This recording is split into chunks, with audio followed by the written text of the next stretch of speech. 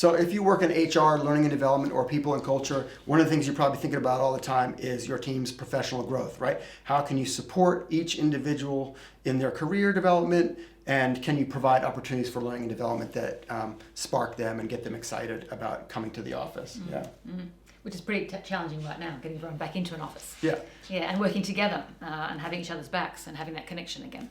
Yeah, and I think one of the things we've seen at PowerProv is we're being used as kind of the draw card, right? Remote teams, people are in the office 2 or 3 days a week. Suddenly, a PowerProv workshop gets scheduled, and it's a great excuse to get everyone back to the office, reconnecting in a way that feels fresh and fun and fundamentally different than anything they've ever done in the past. And on the backside of it, everyone walks out of the room with a new toolbox of communication skills and collaboration skills and a bunch of other things. So I think in terms of professional growth right now, I'm going to say you should probably put us at the top of your list.